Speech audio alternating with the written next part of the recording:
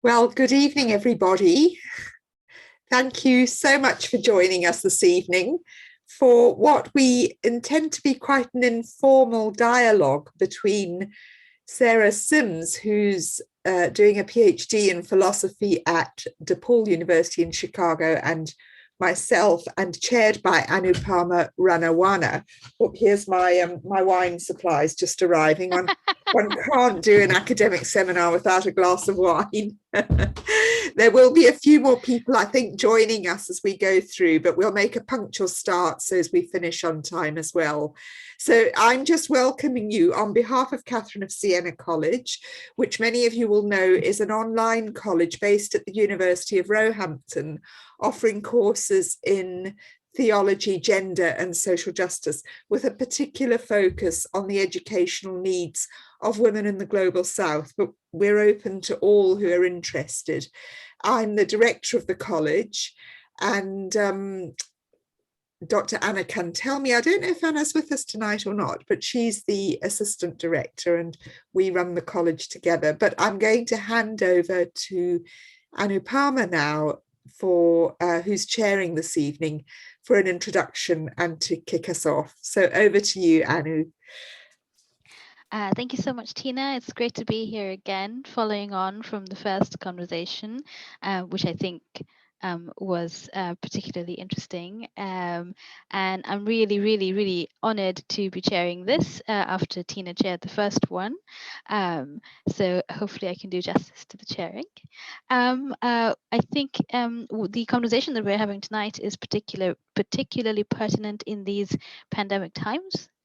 Where we are asking, I think, so many questions about our own vulnerability, not only as individuals, but also as communities, global communities, thinking together.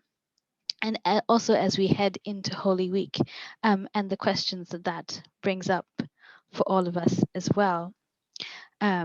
So speaking together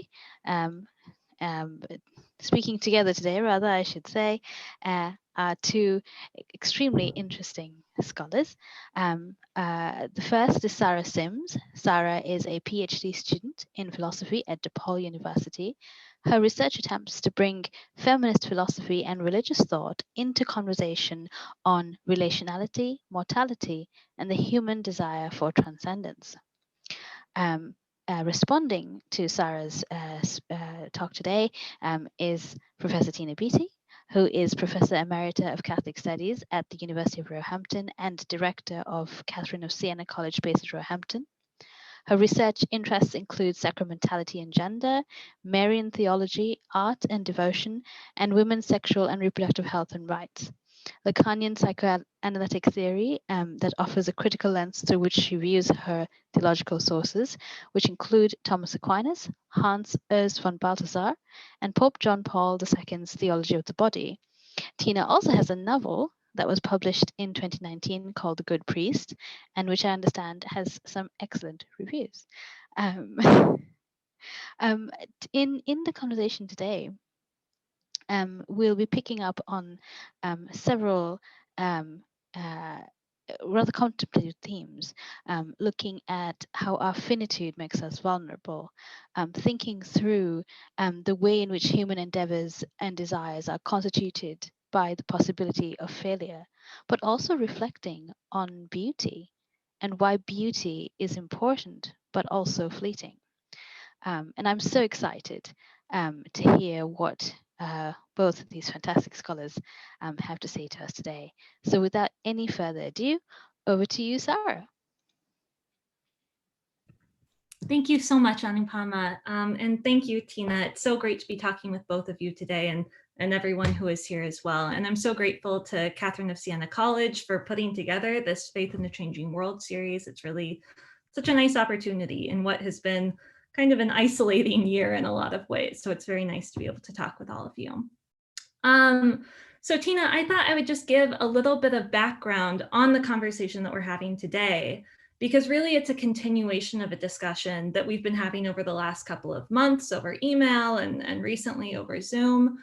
And that conversation was sparked because I had the great fortune to pick up your book, Theology After Postmodernity, which if there's anyone on this call who hasn't read it, please do order it right away. It's absolutely wonderful. And it stages a really just challenging, compelling dialogue between the psychoanalytic theorist Jacques Lacan on the one hand and the theologian Thomas Aquinas. And there are a lot of parts of that book that I love and I'm still kind of chewing on. But one of the moments in it that has really stuck with me the most is your very last chapter in that book, which offers what you made clear is not necessarily a theological academic argument about the nature of the afterlife, but instead is a kind of creative, personal, spiritual reflection on the nature of the resurrected body. And one thing that you clarify right away is that, you know, some of us might think about the notion of glorified bodies as some kind of airbrushing away all of our kind of bodily quirks and wrinkles and stretch marks and scars, and give us these kind of supermodel glorified bodies preserved in perfect youth. And you say, that's not what I hope the resurrected body is like at all. And instead, what you say is that you hope that that future body will be a kind of testament to the deeply relational character of your life. And you talk about that in a number of senses, but one of the ways that really stood out to me is talking about your body as a maternal body and saying, I want my body to continue to have signs of the fact that it held another human being within itself and gave nurture and protection and safety to another life. And if you want to understand me as a person, I can't be reduced to motherhood, but you also can't understand me without understanding my experience as a mother. And so those kind of signs on the body are important to understand who you as a singular individual are. But it's also important because it tells us something about God. There's something about the experience of maternity that gives us a kind of insight into the nature of divine love, which throughout your book you talk about as a kind of deeply relational maternal trinity. And so I was just so moved when I read this moment in your text, because it hit upon all kinds of questions that I was asking in my academic life, in my personal life, and also as someone who has spent many years of her adult life volunteering in hospice care. And I guess if I could sum up the kind of core question that I had been grappling with and I'm still grappling with now, it's something like, what does it mean to hope for life after death, and specifically to hope for Christian resurrection as a woman and as a feminist?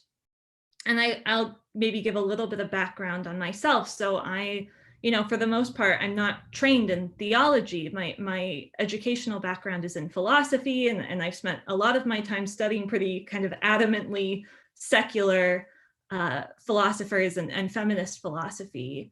And some of those thinkers, Tina, you and I have as common touchstones. So just to name a few, Judith Butler, Adriana Cavarero, but right now I want to focus on Luce Irigaray. And Irigaray offers us what I think is a very potent critique of a certain kind of desire for transcendence that she first locates in Plato and then kind of traces throughout the Western canon, including in Christian thought. And the tendency that she is trying to kind of draw out and critique is what she sees as a deeply masculine and solipsistic desire to survive death in such a way that requires a total renunciation of embodiment, of nature, of the feminine, of human singularity, of human relationship. And all of these categories are kind of deeply associated for Irigaray, and she thinks in Plato as well. And so, in order to kind of transcend death, we need to renounce the conditions that actually make us human and the conditions that are deeply associated with womanhood. And so as an alternative, Irigaray is going to say, well, look, maybe we should stop fixating on the desire to transcend death. And instead, we need to think about transcendence in a new way. We need to think of transcendence as something that we cultivate within our embodied life in the here and now. It's something that we can find in the natural world. And I think there's a lot of merit to both of those points from Irigaray. First of all, this critique of a kind of unhealthy understanding of transcendence, but also, the desire to seek a connection to the divine in our embodied life. Nonetheless, I feel like I've had a kind of deep worry that Irigaray kind of writes off too soon, that there might be other reasons that we would hope for something like the resurrection that aren't rooted in this kind of solipsistic masculine desire for total autonomy and disembodied existence. But instead, maybe that desire for many of us comes from a deeply relational context, from the profound love that we have for singular individuals, and from a recognition that who we each are is totally informed by our relations to other people. And when we have that kind of love for another person, and we're aware of the way those relationships have played just a pivotal role in shaping us, then death is frightening to us in a different way. It's not frightening because it puts an end to some kind of like unimpeded, disembodied, autonomous existence. It frightens us because it threatens to sever the bonds that have shaped us as human beings. And, and then on the other hand, a kind of hope for the resurrection is rooted not in a desire for disembodiment or something like that, but a desire to have those bonds lovingly preserved and infused with new life.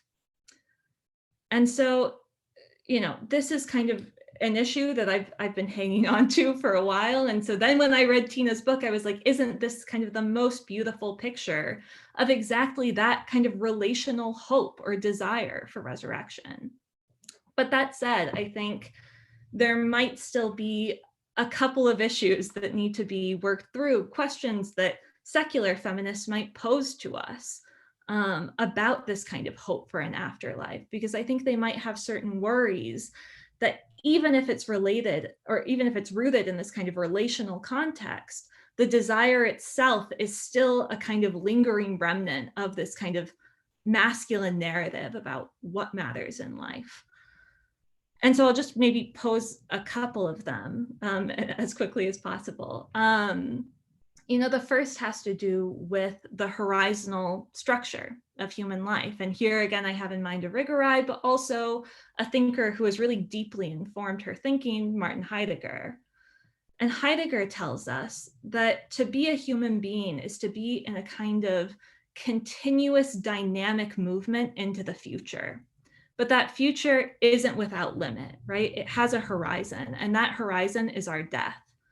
And so as we each project ourselves into the future and taking up possibilities, we hit upon the limit of our coming death, and it sends us back to the here and now to take up new possibilities. And so Heidegger will say that fundamentally the human being is a being towards death. And there might be something about that sounds very morbid, but I think for Heidegger, actually, it is the fact that we're finite. It is the fact that we have this horizon that we are always projecting against that opens up the possibility of having possibilities at all. It gives us the possibility to give dynamic shape to ourselves, right? And to engage in a process of self-transformation. And I think if we move to Irigaray, she certainly is not going to want to be as fixated on death as Heidegger. But I think what she will stress is that it's really important that we come to terms with, what she calls in To Be Born, our finiteness. And she means that in more than one sense. Our finiteness is not just our mortality. Our finiteness is also the specificity of our embodiment, right? That places certain boundaries on our existence that we're always responding to and cultivating ourselves within. But I think for her, it's very important that we do come to terms with these embodied limits that we find ourselves within, because it's only then that we can really flourish, that we can give shape to ourselves.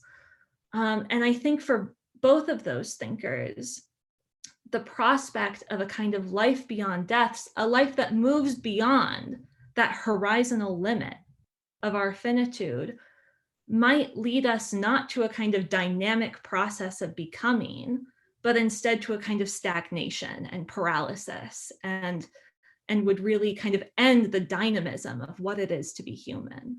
So that's one worry that I'd kind of like to hear your thoughts on, Tina. And I'll just raise one more quickly, and it has to do with vulnerability.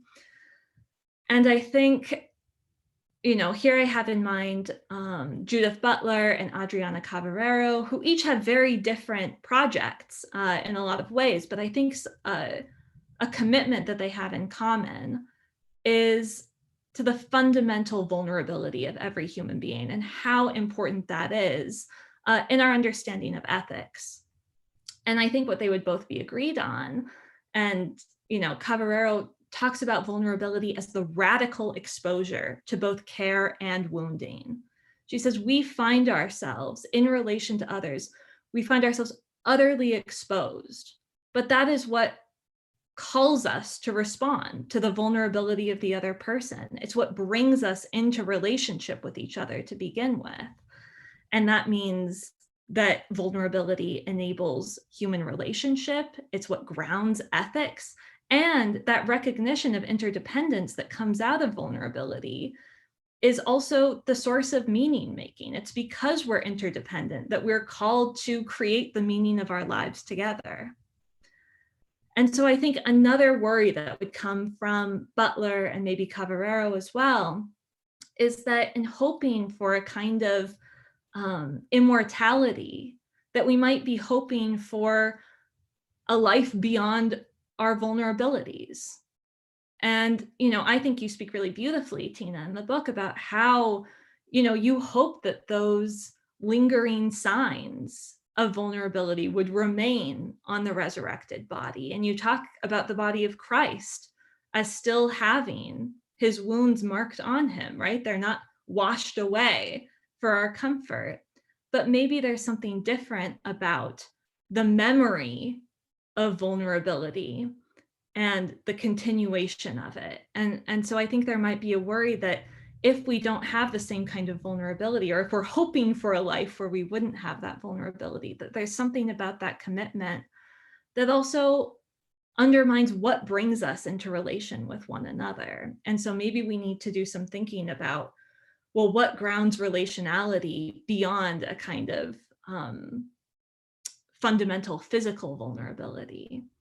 And so I guess I just want to ask your opinion now about, you know, how do we answer these critiques in such a way that we can talk about this hope, not as a hope for stagnation and paralysis and the severing of relations, but actually a kind of continuation of this becoming that's kind of infused with new life, and maintains the profoundly relational character of human existence. And I don't know, maybe you can solve that in 15 minutes or so.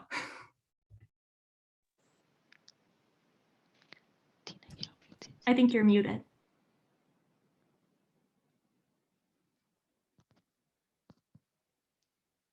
Tina, I think you're muted. Yes, it's all right. I'm unmuted now. I couldn't find myself on the screen, and now I need to hide myself because I can't bear seeing myself talking. So let me get rid of me. There we are. Thank you. Good. I think that gallery view is often the kindest thing to have on. Yes, I've got gallery view on now. Thank you really so much for those thought-provoking questions, Sarah. And as Sarah said, this began as a really interesting email exchange a few weeks ago, which got me reading Adriana Cavarero's Inclinations.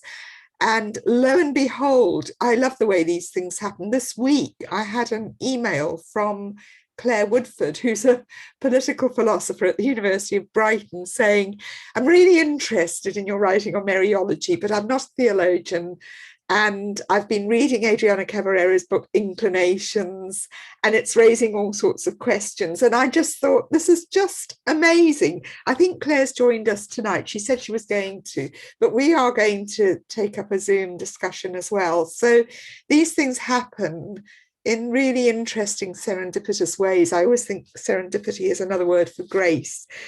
And I'm just going to bounce off a few ideas that Sarah's really unanswerable questions trigger in me. You know, one of the philosophical dictums that has always seemed to me to expose the ignorance at the heart of the masculine philosophical project is, I think it's Jeremy Bentham who described suicide as a victimless crime.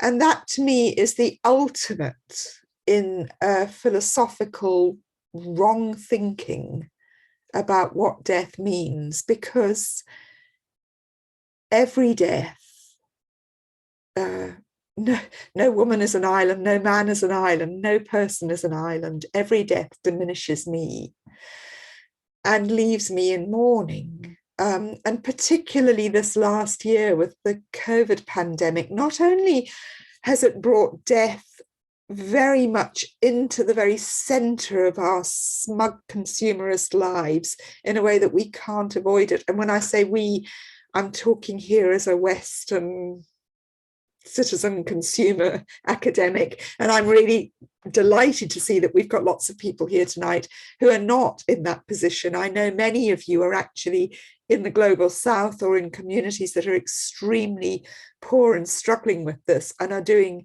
daily hands-on volunteer work. I recognize from some of the names. So, you know, this is very much a certain sort of Western take on this, and you might want to come in during the discussion and take it somewhere else. But one of the most harrowing things about the last year has been people dying alone, the unbearable grief of people whose parents have died in care homes. In the UK, we had the story of a very young boy who died alone of COVID in the early days. So there is something about being abandoned at the moment of death, which is unthinkable in ethical terms to most of us. It's more unthinkable than the knowledge that our loved ones will die, is the idea that they might die alone, that we might not be there. And I know Sarah Everard, who was abducted and killed in London a couple of weeks ago, her parents, someone sort of saying to them, you're going to ask yourself over and over again, why couldn't I be there for her? So immediately death plunges us into relationality and loss. I'm going to share my PowerPoint because I did just grab a few quotes and things before we started, just to, as an aid memoir for me, but also just to trigger some ideas. And one of the questions we're asking tonight is about the sort of male philosophical imaginary. And by another serendipitous move, last night, a friend recommended Nabokov's Speak Memory, and I started to read it last night. And this is how that book opens. This is the first paragraph. The cradle rocks above an abyss, and common sense tells us that our existence is but a brief crack of light between two eternities of darkness. Although the two are identical twins, man as a rule views the prenatal abyss with more calm than the one he is heading for at some 4,500 heartbeats an hour. So reflecting on this dialogue, I read that and thought, oh my goodness. And that took me back to some research I've been doing on birth, and a quotation from Mary O'Brien writing on the dialectics of reproduction. Death has haunted the male philosophical imagination since man the thinker first glimmered into action, and in our own time has become the stark reality which preoccupies existentialism, an untidy and passionately pessimistic body of thought in which lonely and heroic man attempts to defy the absurdity of the void which houses his consciousness and his world. The inevitability and necessity of these biological events has quite clearly not exempted them from historical force and theoretical significance. We have no comparable philosophies of birth. Now, where I criticize feminist theorists and theologians of natality is that they seem to me sometimes to be buying back into the same old dualism. So Grace Jantzen, who from Hannah Arendt would oppose natality to sacrifice, borrowing heavily, of course, from Luce Irigaray, who does the same. And I think this is to miss the fact that when we give birth to death. It's the only certainty after being born that life offers us. You will die. And so every act of childbirth is also a dying. It's a dying not just for the inevitability of the child's death, but for the mother knowing that if she's very fortunate in life, she will die before this child and not have to bear the horror of the child's death. But she has no guarantees. We are born into vulnerability and we give birth into vulnerability. And with that in mind, I pulled up this Leonardo painting of St. Anne with the Virgin and Child, which Cavarero sees very much as illustrating her point in her book Inclinations, that relational maternal life is a leaning towards and inclining towards the intimate other in such a way that she contrasts it, for example, with the metaphor of uprightness, rectitude, symbolized by Plato's philosopher going up to the light out of the cave, but also symbolized by the tree, which many philosophers like to draw on imageries of trees as that which stands planted and rooted.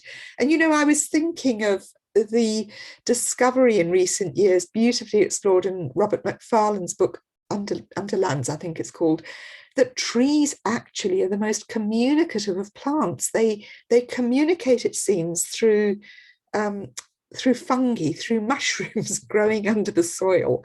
And they look out for each other, they protect each other, they give warnings to each other. So the tree is by no means this solitary, upright symbol of independence. On the contrary, it's totally interconnected with other life. And now I'm very grateful to Claire Woodford, and this is another wonderful bit of serendipity. Thanks to Sarah, I began reading Inclinations, and this week I had an email from Claire Woodford saying, I've been writing and researching on Cavarero and maternal life, and could we have a conversation about Mariology around this? And I read Claire's essay on how Cavarero interprets this image of the Virgin and Child. And what I'm saying now is quite indebted to that essay. But I was troubled by Cavarero seeing this really in terms of the mother leaning protectively towards the child. And St. Anne is this restraining presence that allows her to lean, but almost prevents her from toppling. And St. Anne doesn't hold her back so that Christ can fulfill his sacrificial destiny. She lets her lean. But Cavarero, although she's very aware of violence and vulnerability and wounding, to me, she still glosses motherhood in this image, because the child is holding on to his own death, and he's trying to get away from his mother to become being towards death, if I want to put it that way. The sacrificial lamb is who he is destined to be. And she's doing what mothers dangerously do. She's trying to protect him. She's trying to hold him back. And it's her mother, St. Anne, who has this ironic presence. St. Anne has her hand on her hip. She's not holding Mary as far as I can see. It's an unfinished painting. Maybe there was more to come. But look at how her feet are kind of pointed away from the maternal drama.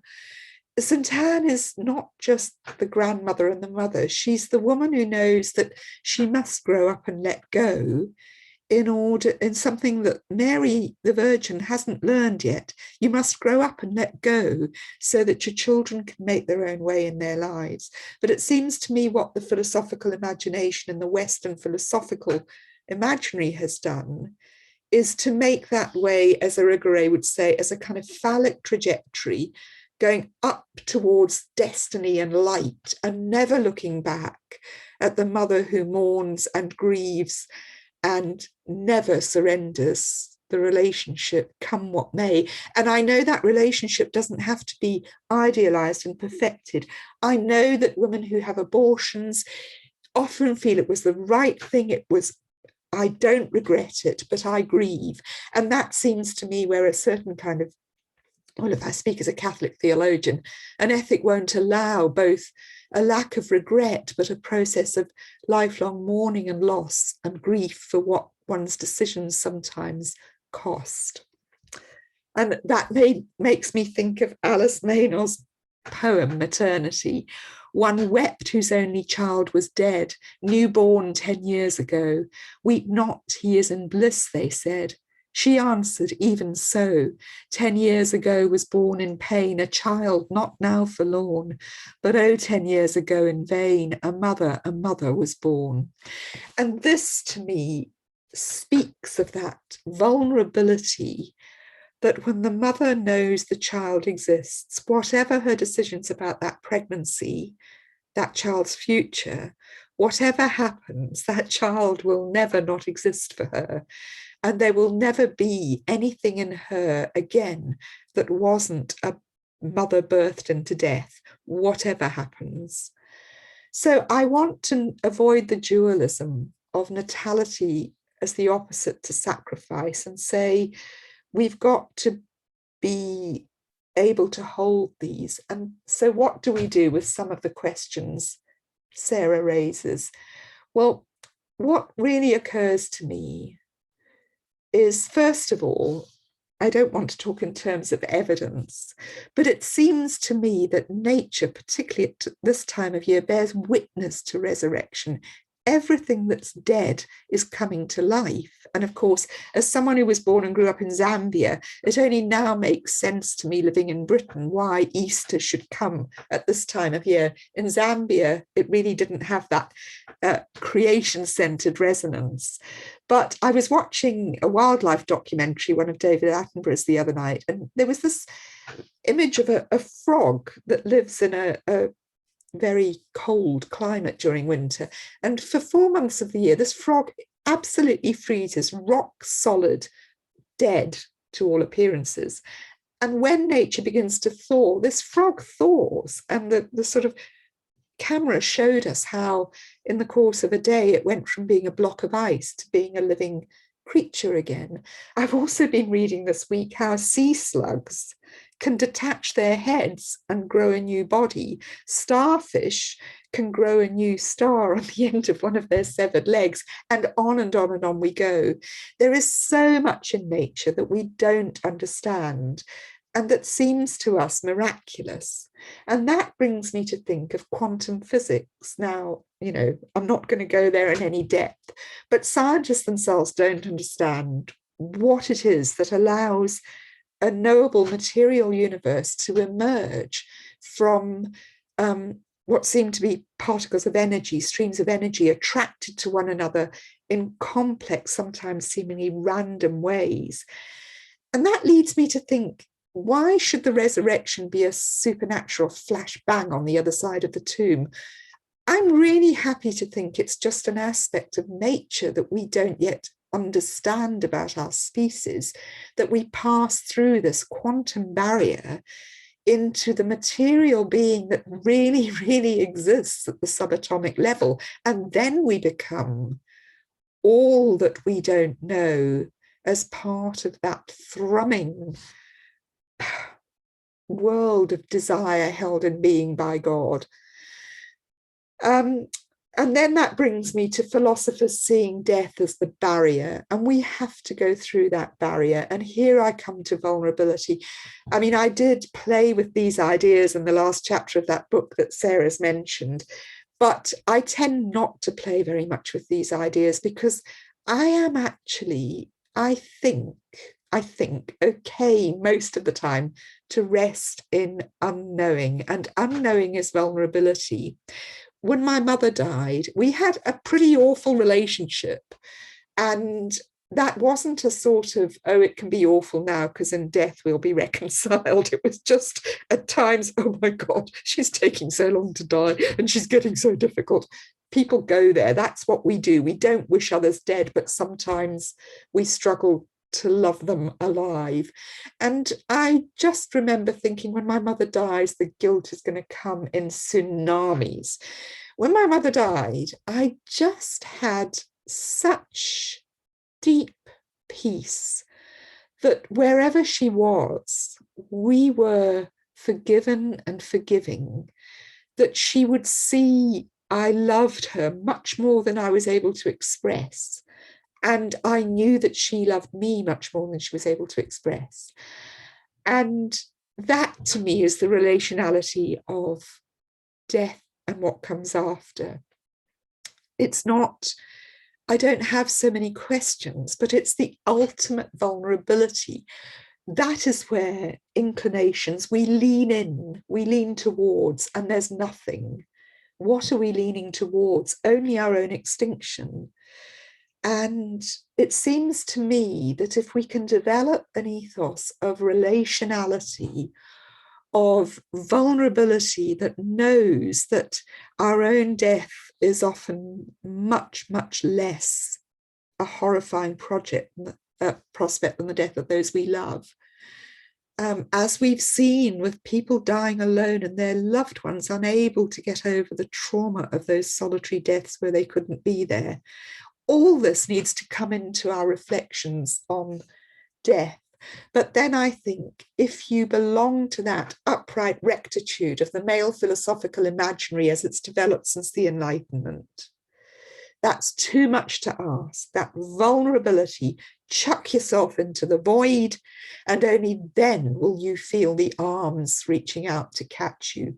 It's better to say, there is nothing. I chuck myself against the horizon of death, and in a Heideggerian fashion, that bounces me back into the life where I have control. I know my destiny. My destiny ends when my control ends. And I am not willing to throw myself into the aftermath. And that finds extension. Now, I'm not proclaiming any absolutes here. It's a grey area. But I do think it finds some extension in some campaigns for voluntary euthanasia. I will not become dependent. I will not become a newborn at the end of my life, shitting and peeing myself, and as vulnerable to the care of others as I was the day I was born. I will not let that happen to me. I will decide when I die. I will have control. I will decide my life. Now, COVID has shown us we are vulnerable. We are interdependent. No man is an island, despite bloody Brexit. We are joined together underground by those fungal growths, overground by our love. And that's where we have to position our thoughts about death.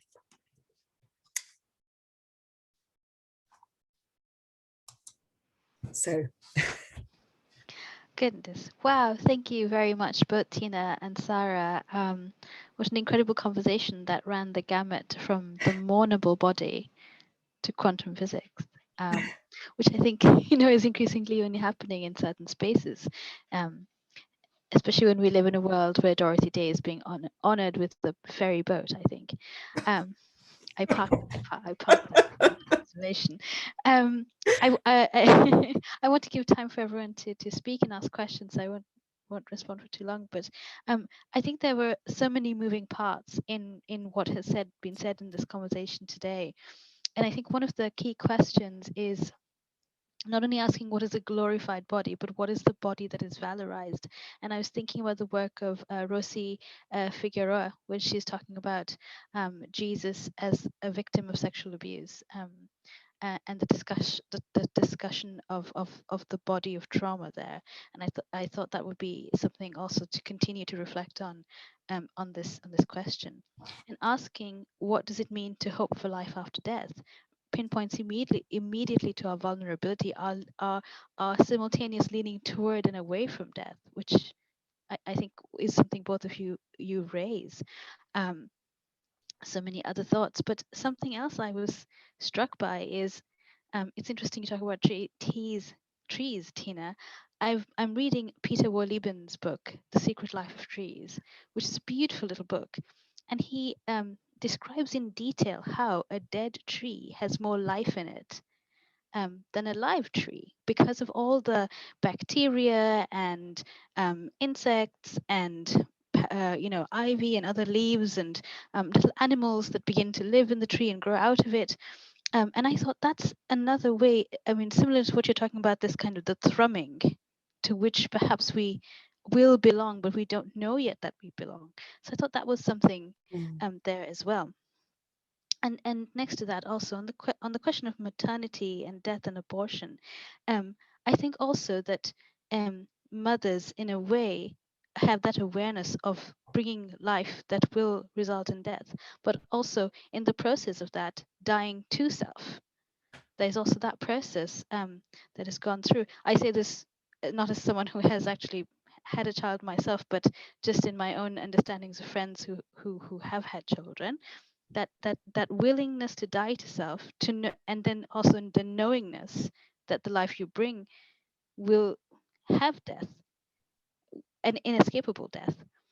And I think also women who have had abortions and the grief that they go through. And I wonder often is, what is that grief?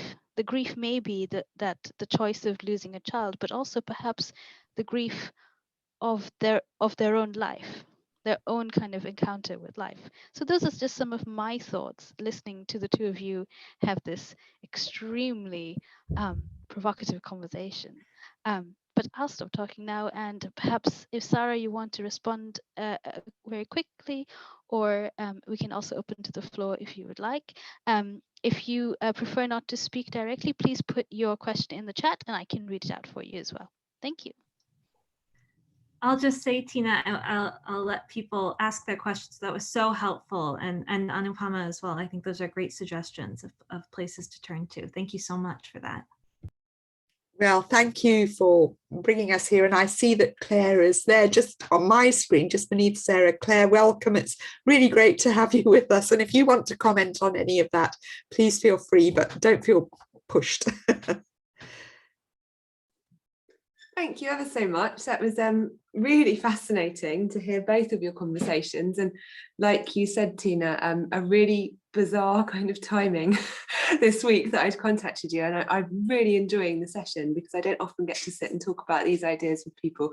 So I'd like to thank both of you for inviting me. Just a couple of reflections, really, rather than direct questions. So it would be lovely to hear your thoughts, but not to demand a response necessarily. It might be more interesting to hear then what other people have to say. But I really liked the reflection on trees, partly because in Adriana Cavarero's reading of Kant, she quotes Kant. I can't remember the exact quote, but Kant thinks about trees growing together as in competition. You know, and they're growing taller, aren't they, in order to kind of get to the light. And it was really nice hearing you think about trees growing in a way that's relational, just kind of countering that Kantian version. So that was really lovely. Also thinking about death and birth, I really kind of enjoyed the way both of you were engaging with these things and kind of trying to counter the narratives that we find, but also trying to think about the way in which feminism might also want to question the kind of theological readings that we might be doing of death and of birth. And I wonder, when I read Adriana Cavarero's work, because she criticizes, I think particularly in the chapter on Levinas it comes up, she criticizes the kind of eventual or the kind of event of death that we get. And I'm concerned, and, you know, I think, you know, I've spoken to Adriana about this a bit, and you know, I think maybe she has a different reading of it, but I'm concerned that what comes across sometimes is that we end up looking then at birth as an event rather than death as an event, and instead trying to move away from that eventual kind of reading of any of these situations and starting to see things more as part of a life cycle through which, and we're all, you know, different people are born and are dying at different times. And often there's a fantastic kind of discussion of fear of death in philosophy seminars. I don't know if other people here have encountered that when you talk about fear of death. to other philosophers, and quite often, and maybe I'm a bit cheeky to say this, but a lot of the philosophers I know are male, and they seem to have, they sort of go, oh yes, we shouldn't be so scared of death, but then I am. Isn't everyone scared of death? And sometimes not in a terrible way, you know. I think that death could be very relaxing. You know, I like this idea of a relational death, vulnerability in death. I don't think of death as something where we're cutting off from others. In fact, many folk ideas of death are that you go to join others and you join your families and your friends, and actually then you can get away from the trials and tribulations of the world and enjoy yourself. So I just am really inspired by the ways that both of you are questioning and challenging the dominant traditions. And I don't know if any of the things I've said are of any interest or any use, but I really thank you for the opportunity on a Friday night at the end of my term to actually be able to think about these ideas with you, and to be so inspired by you. So thank you ever so much. Well, thank you, Claire. I mean, it's just such a delight to me to be sitting here with two people I hadn't heard of 6 weeks ago, and tonight to find that we formed this little kind of when shall we three meet again. So just to thank you for that, because it is really helpful. You know, your point about the tree being in competition, and you know, that seems to me just almost cliched, but so important. What model of life do we have? The competitive or the collaborative, you know? So yeah, I just want to thank you for contributing, really, because it's all helpful in very new ideas. I hadn't read Cavarero at all before Sarah put me on to her, and I'm still reading through Inclinations, but it was just amazing to get your essay this week. I just thought, my goodness. So yeah, thank you. Serious. Thank you very much. Oops. Thank you, that's excellent. Sarah, did you want to respond at all to any of that? Or? Yeah, well, I would just love, Claire, if you could say a little bit more about what's at stake for you in this distinction between understanding birth as event rather than as a kind of maybe continuous cycle or process, and maybe also how much you think that commitment in Cavarero comes from her reading of Hannah Arendt as kind of the event of birth over and over and over as a radical event each time. Yeah, that's a really great question. Thank you. And my thinking's probably not gone much further, but let me see if I can piece something together for you and what you can do with it. I'd love to hear what you have to say on it. So I suppose it's trying to break that kind of heroic, maybe masculinist narrative, you know, of the great moment, whether that's the great birth or the great death, and trying to think about the fact that actually, particularly I think in the tradition of women's lives and women talking to other women and living together and sharing stories between mothers and daughters, that birth actually, yeah, it is an event, but when you've had kind of more than one child, you know, the different births, they may be remembered, but they're, you know, when you build together one woman's births, if she's got a few children, plus her mother's births, and plus the births of the next generation, actually birth is a very normal event, but one that in today's world strangely causes great problems. So any of us who work and have, you know, gone through pregnancies, whether they've continued the pregnancy or not, or whether, you know, they've had miscarriages or not, and again when people then continue the pregnancy and have a baby, these things are massively disruptive. Then they don't fit into the world, and it's a problem, or it's something that is, you know, just seen to be this defining event rather than kind of normal. So I think there's a sense of, you know, why is it that we have to read this as the defining event?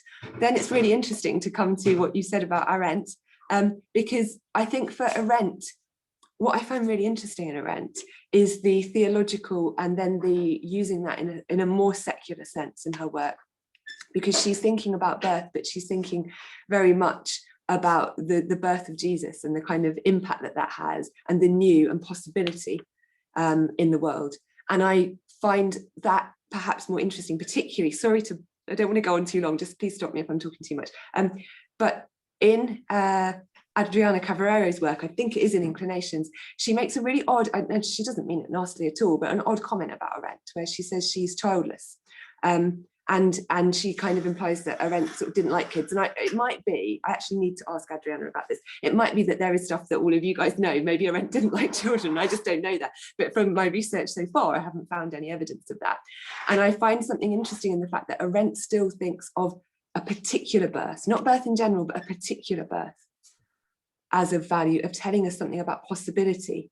And that's not necessarily saying people have to go through birth or birth has to happen itself, but that the new can come of, you know, all sorts of things. The new can appear in the world, a horrible world sometimes, and that can change things. And so I think sometimes we generalize birth, and sometimes, particularly in philosophy, we then lose the specificity of things like what Arendt is saying, which is that moment of the Christian story was that the whole world potentially changed. The logic or the order of man or masculinity or patriarchy was challenged by that birth. And so that's my kind of my understanding of Arendt, and also the link then with Cavarero and how she's reading birth, and how I think maybe we can think about birth differently, not to move away from the fact that birth is a massive event for a lot of people, and not to say it shouldn't be, but just to say, do we have to make it an event in that capital E sense in philosophy? Yeah, that makes so much sense. I really appreciate that insight. And I think, well, I'd be curious to hear what you think, but it seems to me that there is a kind of potential that comes up in Cavarero's work that maybe doesn't come up in Arendt's, because of the way Arendt understands both our first birth and then our second birth that takes place through action. She wants to kind of understand this, and this is why she's drawing on these Christian theological sources, right, is to understand a kind of creation ex nihilo, right, a coming into being from nothing. And I think what's really kind of lovely and interesting about Cavarero's work is that she wants to take from Arendt this kind of explosion of a kind of new singular individual who appears in the world and kind of radically disrupts, or at least holds the potential to radically disrupt the order that person is coming into. And yet, no person comes from nothing, right? Each person comes from a mother, comes from a context. And the recognition of that opens up the possibility to see continuity kind of together with that radical opening or something like that. But I don't know if that speaks to you. I think you probably know Cavarero much better than I do. That's a wonderful reflection, Sarah. Thank you. And I think it leads You into might a add, question. sorry, I'm aware we've got some questions. I just want to leap in very, very quickly, though, because I should have picked up on what I wanted to say about the event. I also think without any biological determinism and far less masculine, feminine essentialism, bodies teach us things. And I think this thing about the event, you know, I remember once improbably being on a panel with John Milbank and Slavoj Žižek, and the question of the event comes up. And, you know, it's like climactic. For a man, the event in becoming a father is wham, bam, thank you, ma'am. And after that, he can choose how much or how little of that he buys into. Whereas for a woman, you know, there is no event. Conception is a process. The decision to nurture the child is a process. Breastfeeding is a process. Of course, birth, of course, is the moment of separation into something new. But, you know, I think also that language of event is very rooted in male bodily experience. And to me, if we could just talk more about that, you know, so you came, so she got pregnant. She probably didn't come, but she did get pregnant. Let's start there. Anyway, I'm aware people want to talk, so. Thank you, Tina. Sorry, I should have held space for you before. No. I think that what we've been talking about just is well encapsulated in a question we have in the chat from Ellis, who asks, thinking of the tree and the life it produces after it dies, what do people think about cremation? Is it thought that this impacts on afterlife? Or are we thinking in terms of a post-body existence? So I'll leave it to any of the three of you who'd like to respond. I guess I just want to say, if that frog can defrost and live again, I can probably burn and live again. But I don't know what the hell I mean by saying that. You know, I really don't. I think the quantum self can probably reconstitute itself, whatever, but I don't know what the hell I'm talking about, because I don't go there. I think Carol Bynum, Sarah, you said you were reading her, The Resurrected Body. She's very interesting on these questions. Yeah, but I'm not sure. I don't think I'm qualified to solve the problem. Still just picking up Bynum's work. But she's the one to read if you want to know how medieval theologians really did fret a great deal about bodies that had been burned or mutilated or in some other way dismembered. Oh yeah, absolutely. And sort of how these questions emerge about identity, right? And where is the continuity between the body that dies and the body that will be resurrected? And yeah, absolutely. Yeah, I sorry, it's Eilish here. Yes, please go ahead. Yes. Thank you. Yeah, I was thinking, I think it was when I was listening to you about the tree and the body, I was thinking, well, maybe I've got it wrong. I suppose in my head, I don't think about this body coming with me, but I don't really listening to you, I realize I really don't know anything at all as to what to expect in an afterlife or how we think about it. So, and then I was intrigued when we gave the example of the tree producing more life. I thought, well, I wonder if people are thinking that we ought to have a body that produces life afterwards. So, thank you. And oh, it's gone. I was going to make a point, but anyway, I'm sure others have got questions to ask, but thank you for that. It's a really interesting question, and I love the way medieval thinkers kind of worried about it. I'm not going to worry about it. Thank you. Oh, a question from Anna can tell me. I don't think it is Anna. Is it Anna? Is it Anna? Oh. We seem to have lots of Annas, and I think it's got something to do with the Catherine of Siena login to Zoom. Oh. Anyway. A question from the audience. Pregnancy involves a bit of dying.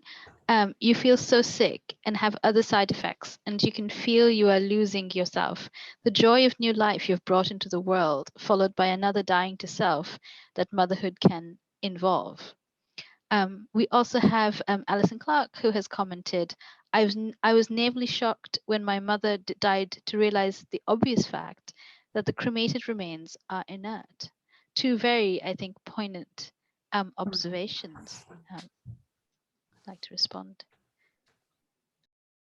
That dying of pregnancy, though, you know, I really do think that in life we're in death. I really do think the process of pregnancy, and I do want to say whatever one decides, whether to continue it or not, immediately there has to be a confrontation with death. And, you know, a lot of my research is on reproductive health and rights in the global south. Every year, nearly 300,000 women and girls die in causes related to pregnancy and childbirth. And 99% of those are in the world's poorest countries. You read Catholic social teaching, papal documents, you won't find a whisper of those deaths in the church's ethical thinking. So, you know, it used to be that every woman faced the risk of her own death, and every man faced the risk of the death of his wife, his beloved wife, when she was pregnant. I don't know how many of you know the film The Red Violin. It's a very understated film, which is absolutely wonderful, about a man who paints a violin with his wife's blood when she dies in childbirth. And it's the story of what happens to that violin afterwards. So there is a grief around pregnancy and birth. And even if all goes well, you then look at this little squirming worm of humanity and think, oh my God, are you really mine? And what am I going to do with you? And then they get to 45 and you're still, you know, someone said you can only ever be as happy as the happiest of your children. I think that as the unhappiest of your children, I think that puts a terrible burden on children. My happiness should not be totally freighted by my children's unhappiness, because they've got enough to bear if they're unhappy without my sorrow, but it is still true. I would also say, just in response to the second to last comment from Anna or whoever is posing as one of our Annas, that this book, Being Born by Alison Stone, is such a fascinating read. And I think it's really trying to kind of grapple responsibly with the kind of existential crises and anxieties that do come out of either being a mother or being born, but I think avoiding a lot of the problems that you were talking about, Tina, of kind of being so weighted towards natality that then you don't consider this kind of other end of human life. And I think she's really interested in talking about how those things come together, specifically with a reading of Adriana Cavarero, Luce Irigaray, and Grace Jantzen. And I think it's a really fascinating text to kind of think through those anxieties and the kinds of burdens that come with pregnancy. Thank you. I think perhaps I'll read the last question as we are out of time.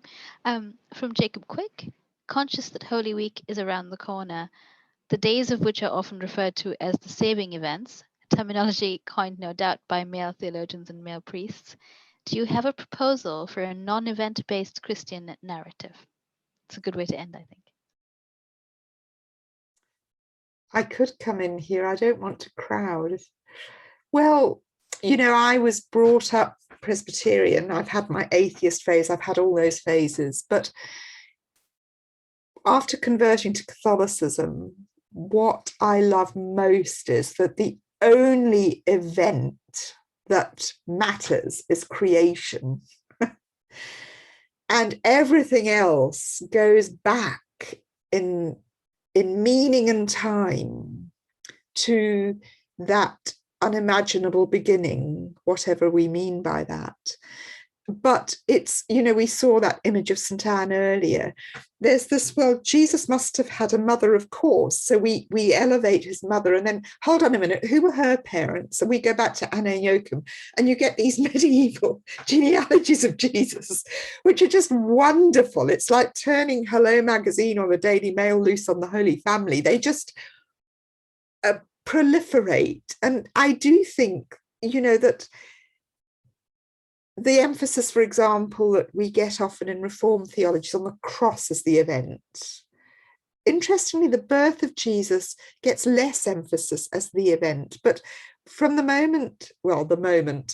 process of Jesus being conceived. And, you know, the Annunciation, was that an event? I watched, yesterday was the Feast of the Annunciation. I was on my houseboat in London and I watched a swan chase a goose. They're all nesting at the moment. They're all a bit edgy. And the swan had these great white wings up and the goose was paddling as fast as it could away. And I thought, my God, I bet that's how Mary felt when that bloody angel appeared. No, I've got enough on my plate without this. How long did she take? It wasn't an event. Oh, hello, an angel. Yes, thanks, pregnant. Oh, Joseph. You know, here comes the baby. That's life isn't like that. And what I love about the Catholic tradition is that it embeds all this in a continuing unfinished narrative of particular lives. The main players on the stage during the incarnation, the saints, the sinners, everybody. Here comes everybody, as G.K. I know James Joyce said about the Catholic Church. So sorry that I went on a bit.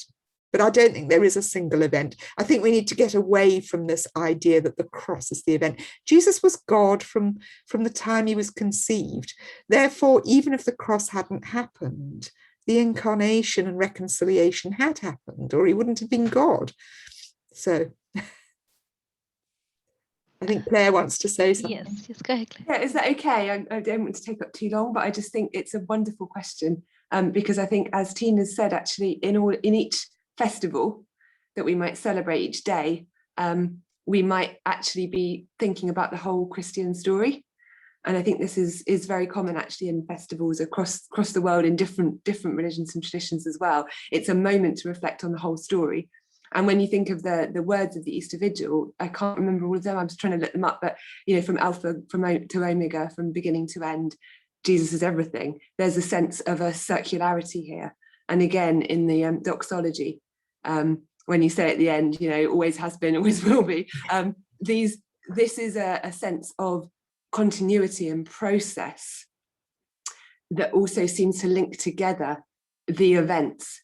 But I think that sometimes in our theology, we do focus on the event without realizing, maybe because there's something in this, Western tradition. I don't know if it is just the Western tradition, but that's where I'm schooled, to really focus on the events, and we pick them out maybe too much. But maybe it's great to have festival days, I'm all for it, but in those each individual day, it's about celebrating so much more than just that day.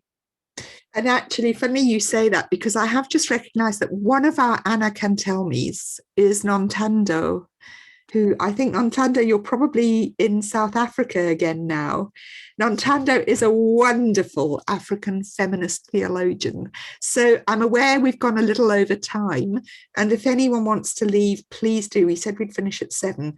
But if you've got time to sit around a bit longer and you want to continue the conversation, we can go on for 10 minutes or so, because I really would like, Nontando, it just chimes with what Claire just said.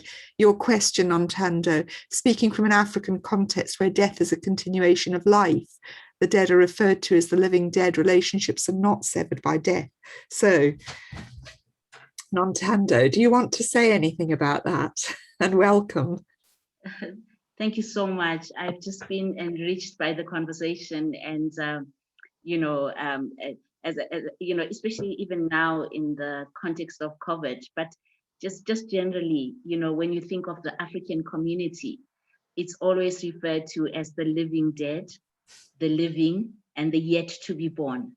So that sense of connectedness, that is part of the community, and so in all the events, like the birth of a child, the living dead are remembered through the libation, where you pour the beer, and they also enjoy and partake of the celebration. So there's a sense in which death and life, the spirituality embraces death as a part of life.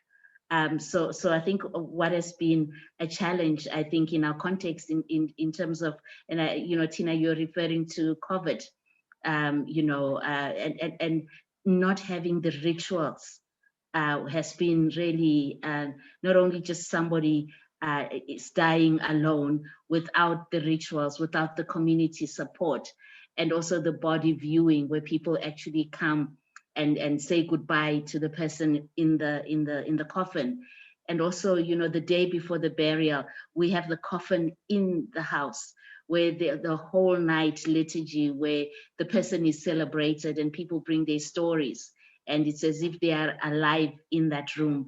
And so all of those rituals have not been happening because of COVID, and there's a lack of closure for many people.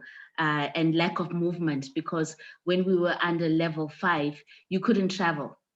So it meant that people's loved ones died without their loved ones coming to mourn. And so there's a sense of disconnection, I think, with death. And so, so the church is thinking about, what about liturgies that will connect people with the loved ones that have passed on, and continue that understanding of the living dead, that life does not cease after death; it continues, and so so death is not something like I grew up going to funerals, so it was like something that I grew up knowing that this is the reality of life. To be alive is to be born, and it's to live, to get married, to have children, and to die. So that kind of. And so there's always that continuation. And so you find even the naming of children, you find that you are named after somebody, the living dead, and also the invoking of the living dead. That's why I think Catholicism, resonates so much in the African context with the litany of the saints, because now what's happening is that the litany of the ancestors is also recognized. So I guess coming from that background where death and life are intersecting, where relationality is not severed even through death, there's that, that recognition. And I think the disruption of COVID, as said, is that it didn't allow those essential rituals that bring closure, that bring celebration of the deceased to happen. And I think that has been the wounding that COVID has brought to many, and lack of closure. Thank you, Nontando. That's, yeah. And lovely to have you with us. Thank you. So, and also, I mean, it's what occurs to me as you say that is, you know, you're breaching some of those boundaries, because we also know that that narrative of birth, life, marriage, children, death can be very punitive in cases of infertility, but also all your amazing work around LGBTQI issues in African society, you know, that also disrupts that narrative a bit, doesn't it?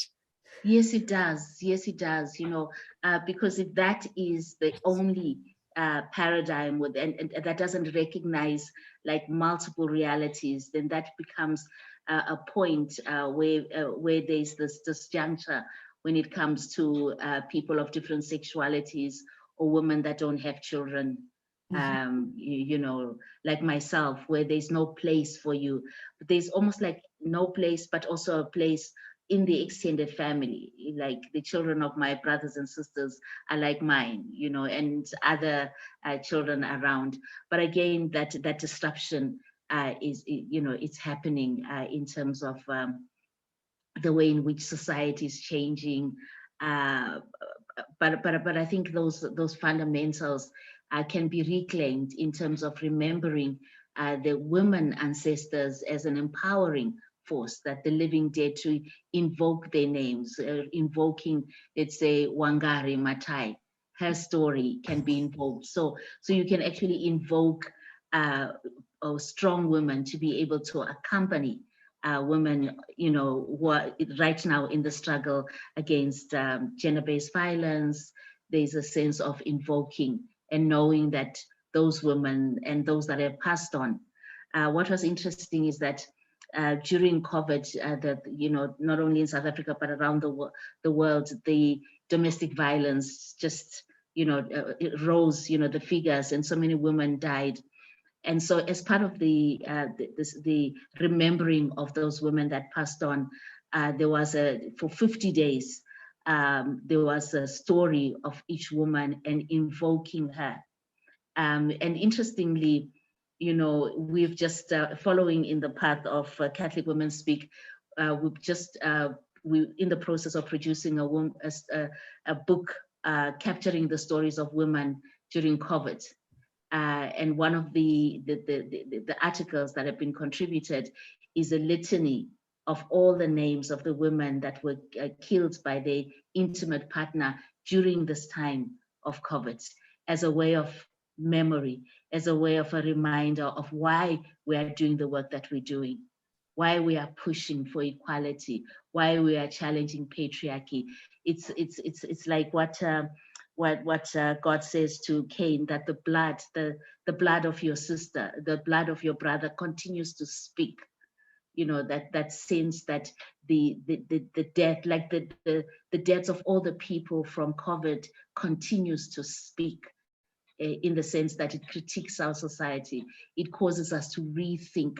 So there's that continuation of, it almost like feeds the current, whatever struggles that we engage in are fed by the deaths of women in the hands of their intimate partners, or the deaths of LGBTI people in the hands of homophobic communities that have been fed homophobic theologies.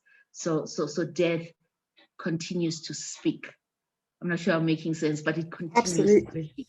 So there's no severing of ties. We do everything now in the name of over 50 women that were killed, to push us to a world in which no woman will need to be killed, no LGBTI person will need to be killed. So death speaks. Death speaks. That's such a powerful insight, really. Really. And I suppose it also speaks to our loss of rituals of death in the West, even, you know, when there are token Christian rituals. I remember a friend whose English mother-in-law and Irish mother died within a few days of each other. And she said, we went to Ireland, we had a wake, we stayed up all night getting drunk round the coffin. She said, and by the time we buried her, we'd done a lot of our grieving. She said, we came back to my mother-in-law's funeral and, we traipsed into church and all stood very stiff and rigid, and then left the church and went home. And instead of that 2 or 3 day wake, there was just nothing. So those rituals, it is interesting how to ritualize death as a way of bridging the gap that we're talking about.